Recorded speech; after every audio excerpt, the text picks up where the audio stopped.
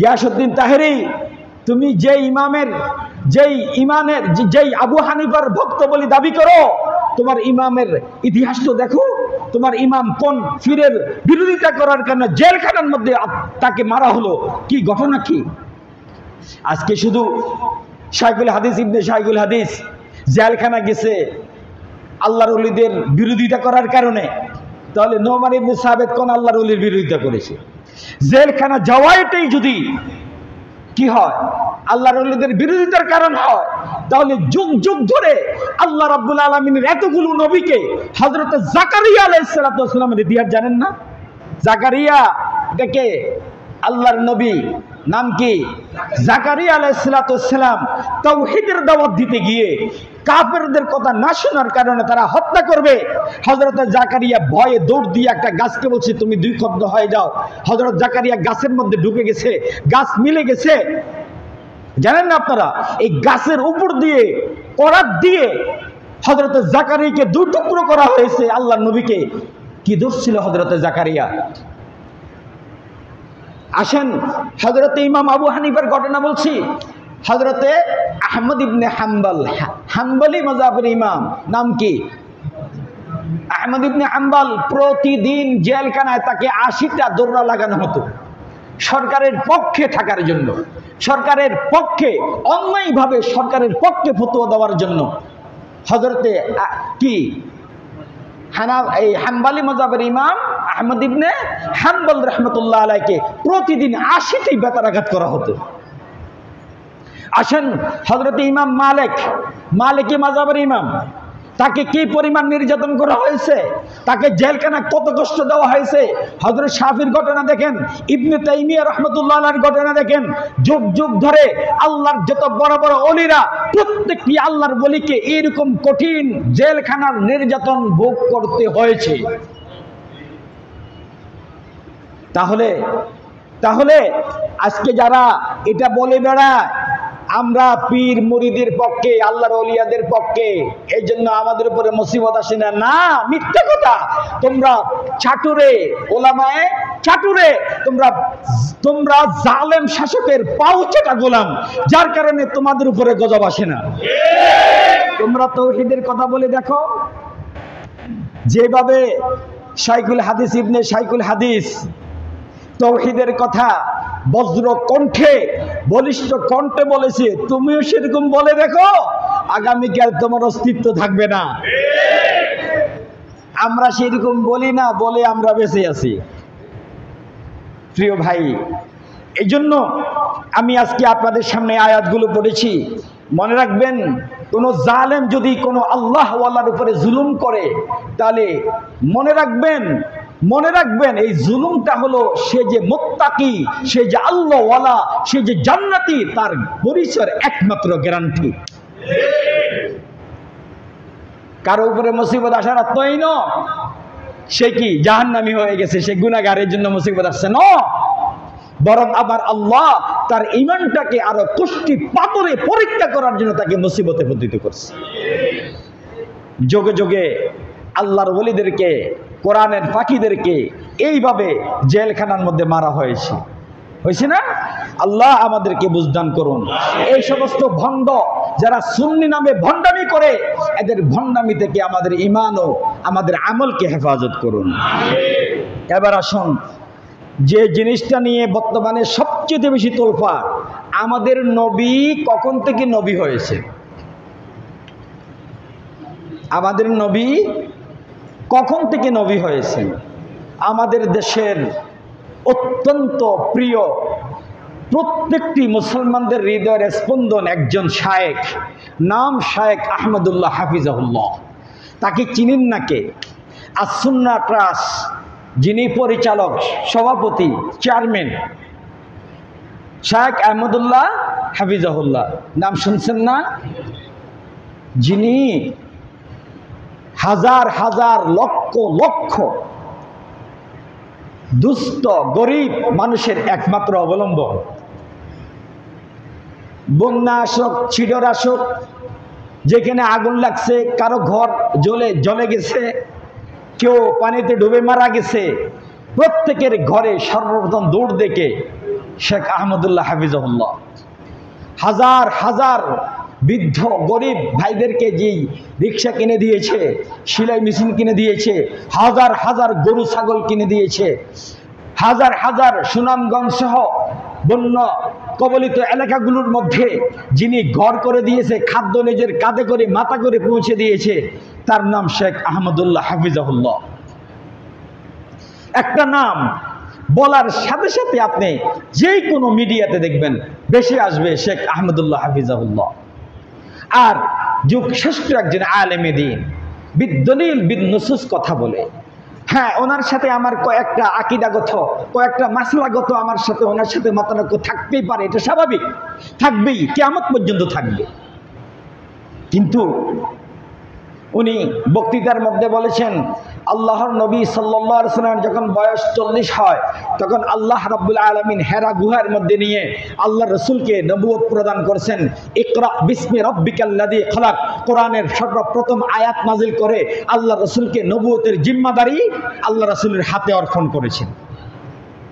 অর্থাৎ আল্লাহর নবীর জিম্মাদারি পেয়েছেন কত বছর বয়সে? 40 বছর বয়সে। এই কথা বলার পরে কবর পূজারীদের মহলে, ভণ্ডদের আস্তানায় যারা নিজেদেরকে সুন্নি দাবি করে, তাদের গৃহের মধ্যে আগুনের হিংসার আগুন ধাউ ধাউ করে জ্বলছে। তারা বলে শেখ আহমদুল্লাহ হাফিজাহুল্লাহ আল্লাহ রসুল 40 বছরে আল্লাহ নবুয়তের জিম্মাদারি দিয়েছেন, এই কথা বলে উনি নাকি কাফের হয়ে গেছে। নাউযুবিল্লাহ। ওনাকে 24 ঘন্টার মধ্যে তওবা করতে বলছে, নতুবা আমাদের গিয়াসউদ্দিন চাচা,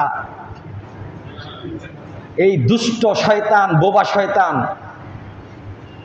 শেখ আহমদুল্লাহ হাফিজাহুল্লাহর বিরুদ্ধে নাকি মামলা করবে। আপনারা শুনতেছেন না? খুব জোরে সোরে এটা চলছে। এখন প্রশ্ন হলো, আমার অনেক মুসল্লিদের প্রশ্ন, হুজুর তাহলে সত্যিই রাসূল সাল্লাল্লাহু আলাইহি ওয়াসাল্লাম কখন থেকে নবী? এই প্রশ্নটা আল্লাহ রসুলকে সাহাবায়ে কেরামও করেছেন। ইয়া রাসূলুল্লাহ, ইয়া রাসূলুল্লাহ, আপনি কখন থেকে নবী? আবার বুখারী শরীফের 4খানা হাদিস আমি আজকে আমার খুতবাতে এনেছি। কয়টা? আর কেউ যেন না ঢুকে, না মানবে না কেন? আপনি বুঝতে পেরেছেন ভাই? খেয়াল করেন, মনোযোগ, সকলের মনোযোগ আছে? আল্লাহর নবীর কয়েকটা হাদিস, বুখারীর হাদিসগুলো শুনেন। রাসূলুল্লাহ সাল্লাল্লাহু আলাইহি ওয়াসাল্লামকে জিজ্ঞাসা করা হয়েছে, হযরতে আনাস ইবনে মালিক রাদিয়াল্লাহু তাআলা আনহু, এই সাহাবীর নাম বলেন তো কি? আনাস ইবনে মালিক রাদিয়াল্লাহু তাআলা আনহু, রাসূলের জলিলুল কদর সাহাবী। বলেন তো নামটা কি? আনাস। বলেন আনাস। সাহাবীর নাম কি? সবাই বলেন। বাবার নাম মালিক। বাবার নাম তো আনাস ইবনে মালিক রাদিয়াল্লাহু তাআলা আনহুম থেকে বর্ণিত, উনি বলেন, ক্বালা বা'সাহুল্লাহু আলা রাসি 40 সানা। তিনি বলেন রাসূলুল্লাহ সাল্লাল্লাহু আলাইহি ওয়াসাল্লামের বয়স যখন 40 হয়, তখন আল্লাহ রাসূলকে নবুয়তের জিম্মাদারি দান করেছেন। রাসূলকে নবুয়তের জিম্মাদারি দিয়েছেন কত বছর বয়সে? 40 বছর বয়সে। কে বলছেন? হযরতে আনাস। আবার বলেন হযরতে আব্দুল্লাহ ইবনে আব্বাস, রাসূলের চাচাতো ভাই। যে আব্দুল্লাহ ইবনে আব্বাস রাসূলের এত প্রিয় ছিল, রাসূলের ওযুর পানি নিয়ে দাঁড়িয়ে থাকতেন ছোট্ট ভাতিজা আব্বাস, ভাই, চাচাতো ভাই আব্বাস। সেই আব্দুল্লাহর জন্য রাসূল কত দোয়া করছেন। সেই আব্দুল্লাহ বলেন যে আমার ভাই মুহাম্মদ সাল্লাল্লাহু আলাইহি ওয়াসাল্লামকে আল্লাহ রাব্বুল আলামিন বা'সা রাসূলুল্লাহ সাল্লাল্লাহু আলাইহি ওয়াসাল্লাম লি 40 সানা। আমার ভাই মুহাম্মদ সাল্লাল্লাহু আলাইহি ওয়াসাল্লামকে আল্লাহ রাব্বুল আলামিন 40 বছর যখন পূর্ণ হয়, তখন আমার ভাইকে আল্লাহ রাব্বুল আলামিন নবুয়তের জিম্মাদারি দিয়েছেন। মুসলিম শরীফের একটা হাদিস শুনেন, এটাও হযরতে আনাস রাদিয়াল্লাহু তাআলা থেকে বর্ণিত।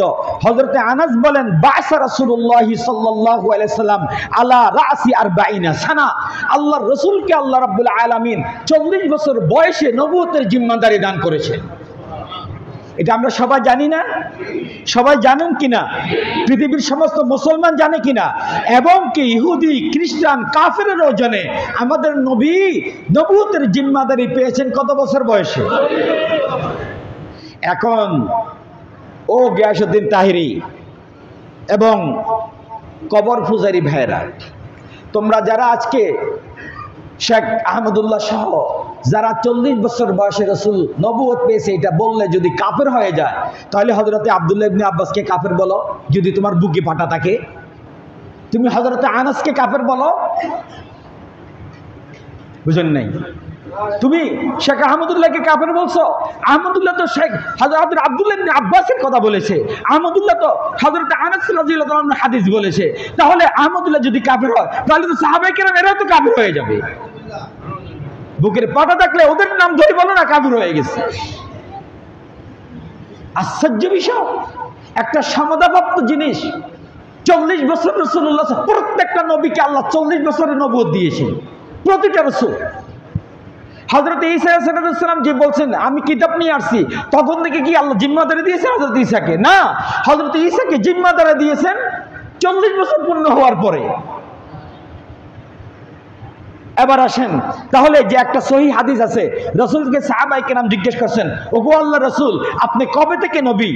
তখন রাসূল সাল্লাল্লাহু আলাইহি ওয়াসাল্লাম বলেন, আমি সেদিন থেকে নবী যেদিন আল্লাহ রাব্বুল আলামিন হযরতে আদমের বডি বানিয়েছেন, এখনো রূহটা ভিতরে দেন নাই, তখন থেকে আমি নবী। আল্লাহ রাসূল বলেন তখন থেকে আমি নবী। এই হাদিসটাও বুখারীর মধ্যে আসছে। প্রিয় ভাইরা, আল্লাহ রাব্বুল আলামিন আল্লাহর সৃষ্টি হযরতে আদমকে সবেমাত্র বডি বানিয়েছেন, এখনো রূহটা ভিতরে দেন নাই। তখনও আল্লাহর সিদ্ধান্ত, আল্লাহ বলছেন আমি মুহাম্মদ নামে আমার একজন গোলাম বানাবো, এই গোলামকে আমি নবী বানাবো, তাকে আমি রিসালাত দেব। আল্লাহ রাব্বুল আলামিন তখন আরশে আজিমের মধ্যে এলান করেছেন, সমস্ত ফেরেশতাদেরকে বলে দিয়েছেন আমার নবী আসবে, নাম হবে মুহাম্মদ, তাকে আমি নবুয়ত দেব, সে নবী। তো আল্লাহ রাব্বুল আলামিন এটা দুনিয়ার জগতের বাহিরের জগতে গিয়ে বলছেন যে আমি মুহাম্মদ নামে একজন গোলামকে বানাবো, এই নবী, তাকে নবী হিসাবে আমি সাব্যস্ত করেছি, এলান করে দিলাম তাকে আমি নবী বানাবো।